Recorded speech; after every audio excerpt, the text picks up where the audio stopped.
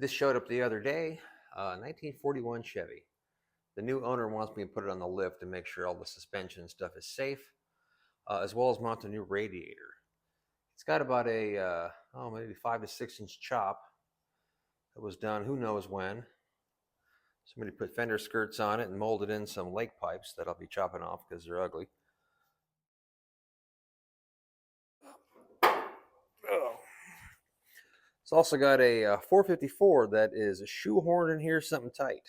There is not a lot of room for much in there. The radiator that was in here, I did not see it, but it was not a stock one because there is no room. So I got to figure out how to get a radiator in this thing. That'll be loads of fun. Now here's the radiator that he sent, which is actually a stock replacement 41 Chevy.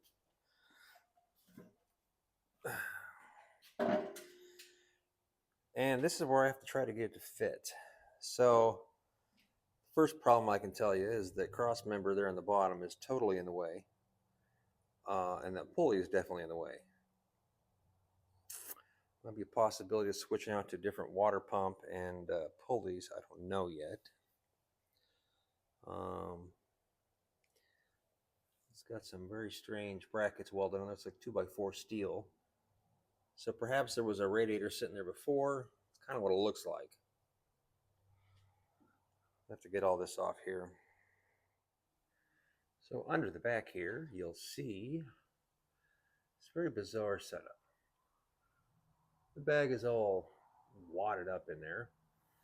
It has this arm here, and for some reason has an extension there. This portion up here, I do believe, is stockish Corvette. Did a little research, and it looks like it's at least portion was factory. I don't know. I have to do a little more research on that. But you can see, get over here,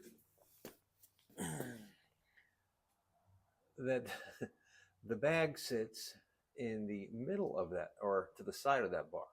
Now it should sit directly in the middle, that way it would distribute weight properly, but the bag is too big, so it's pushed to the side, and it's rotating that entire bar to the side. And then you can see, right there, that the bushing is all blown out. Both of them are like that. It's really just because the bag's too big and was probably coming in contact with the drive shaft. Also, you'll notice that the jam nuts are loose, and this is all, I can move it. It's fantastic. This side's the same way. That is definitely not going to fly. And you can see how low that thing hangs to the scrub line of the wheel.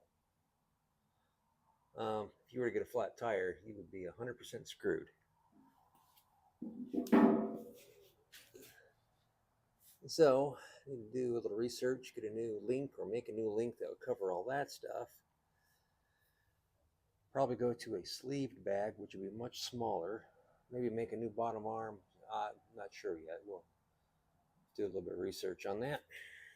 But definitely a mess. You got the fuel line out here hanging out in space.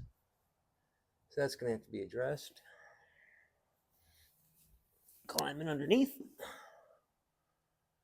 Got the world's smallest glass pack. We got up here the car that was just rewired, by the way, has battery cable that then is spliced to a smaller battery cable and then haphazardly run all the way down there, zip tied to the fuel line, no less. That's always a favorite. It's good times. Over here you got the brake lines, which have a unique design. It looks like the rear frame section is attached halfway decently.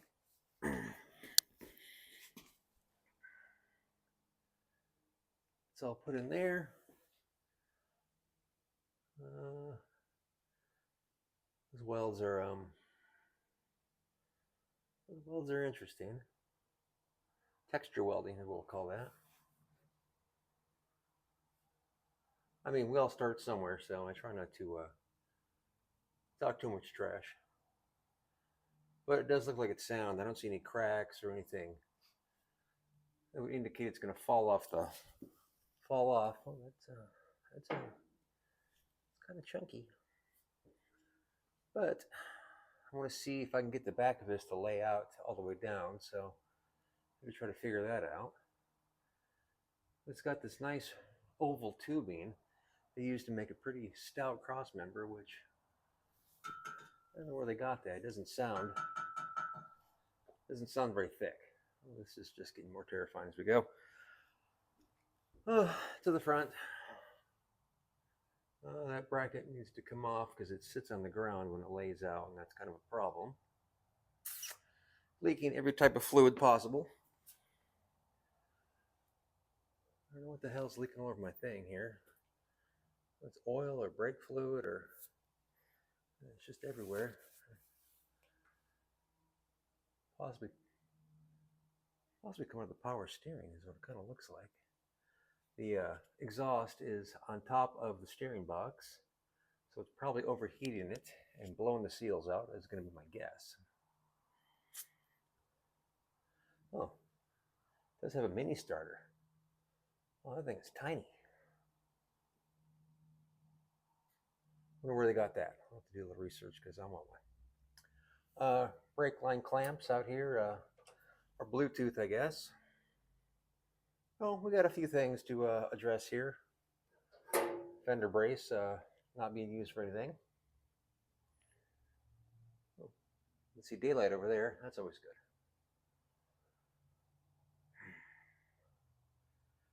Yeah.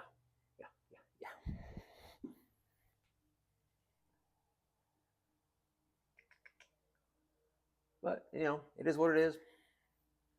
Just try to make it safe. You see the bag in there. That's fully compressed.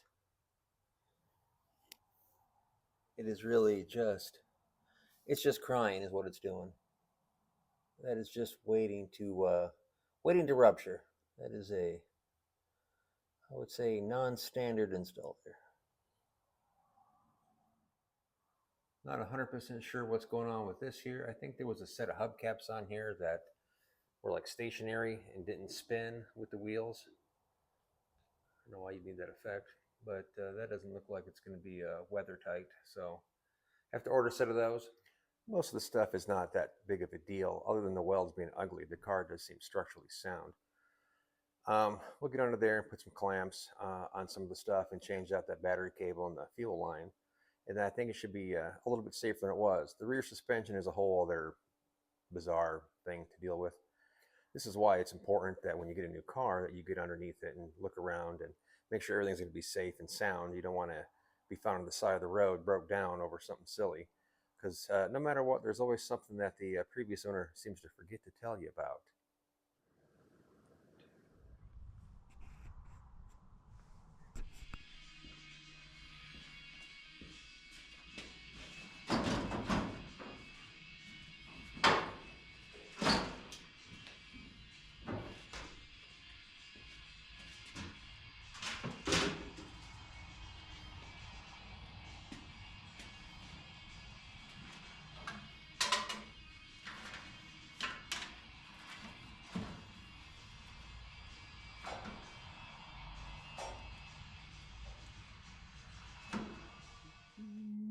So this is what we got here.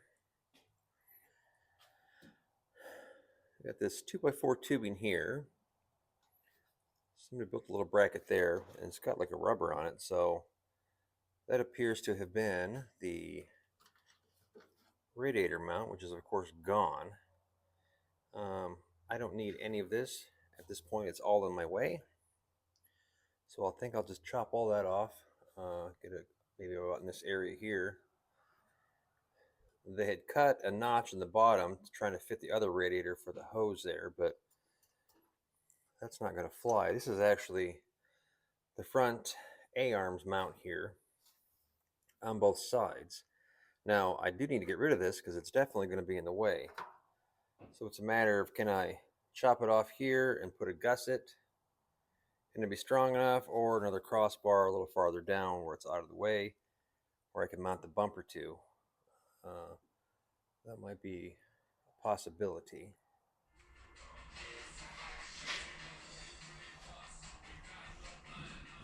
It just gets worse and worse.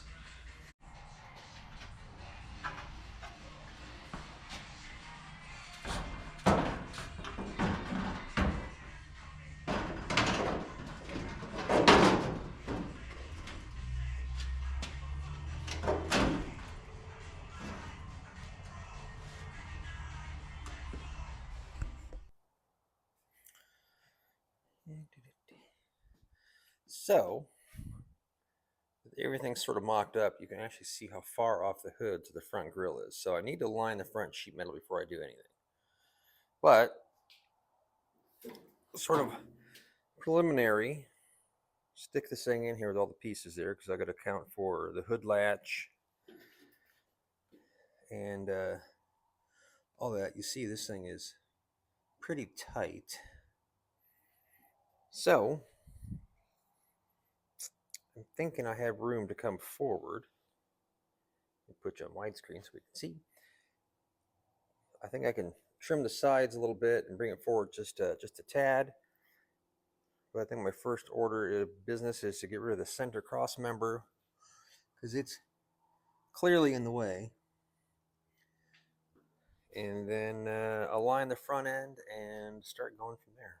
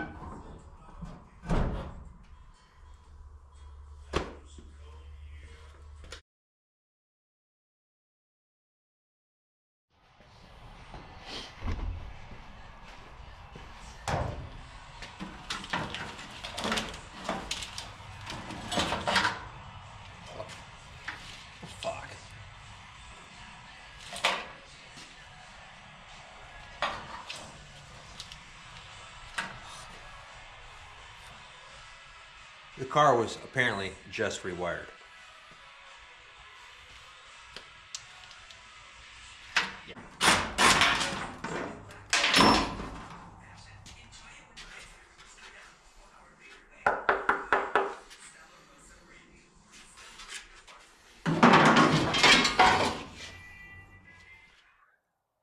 So I gotta admit, this is pretty tough, because you've got, or I've got, no core support because it's been chopped off. There's no inner fenders. There's nothing to support anything. Nothing's been built. Nothing's mounted. Front end just hangs out in space. So before we can do anything, we have to figure out how to mount the front sheet metal to the actual car. This project just becomes more and more of a mess.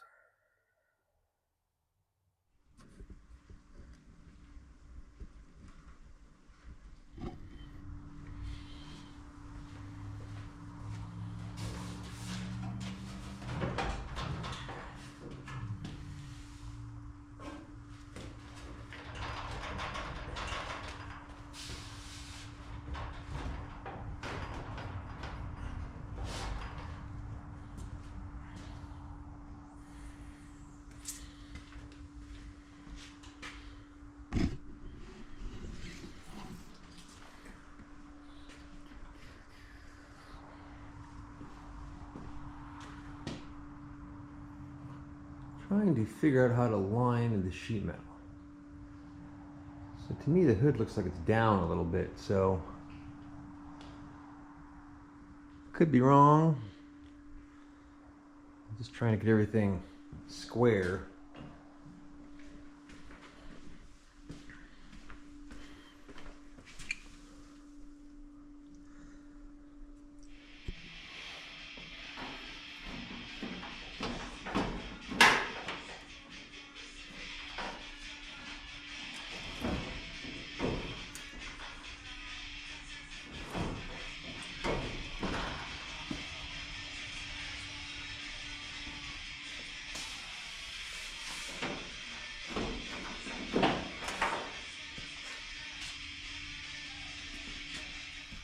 So I went ahead and got the grill sort of temporarily remounted so I can start to figure out how to line this thing.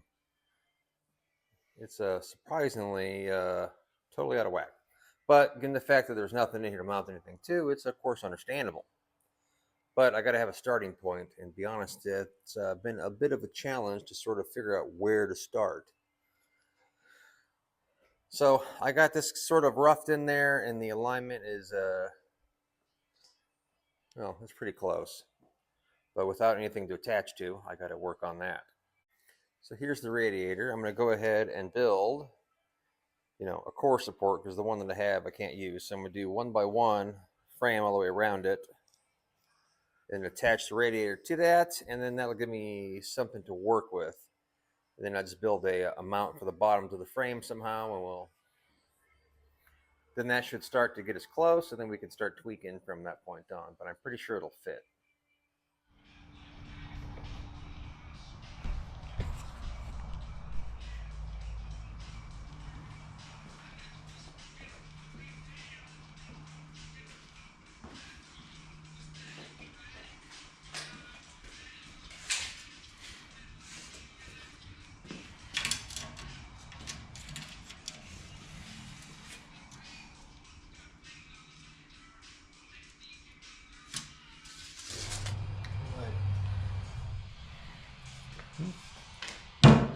There's one.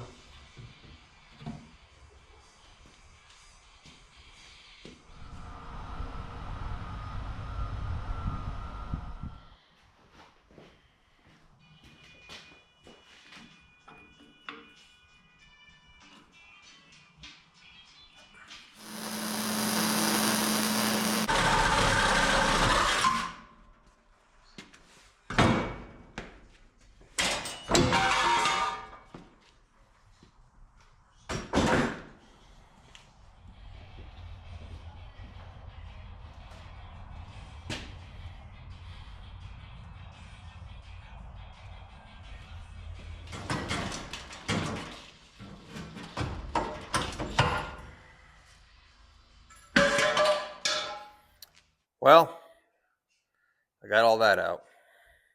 Now the only thing that's left is everything. Got the radiator in there, the grill remounted, and everything sort of aligned. So it's in there with decent room. I just need to make little brackets to mount this bracket here to this bracket here, and that will secure the fenders.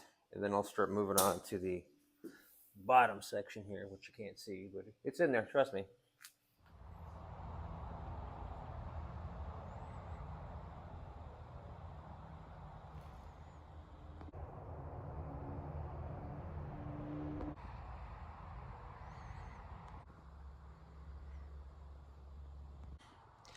Went ahead and put the cross member back in, trimmed off that bottom lip there, added a mount to the front for the radiator support.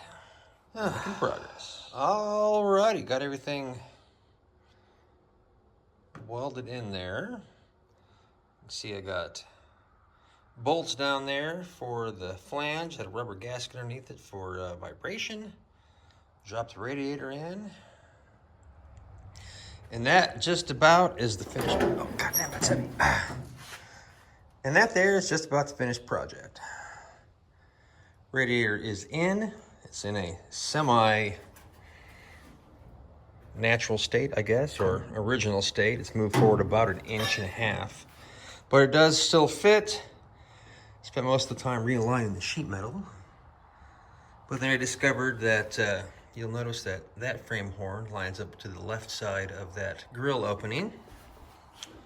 And over here, it's about 1.5 inches off.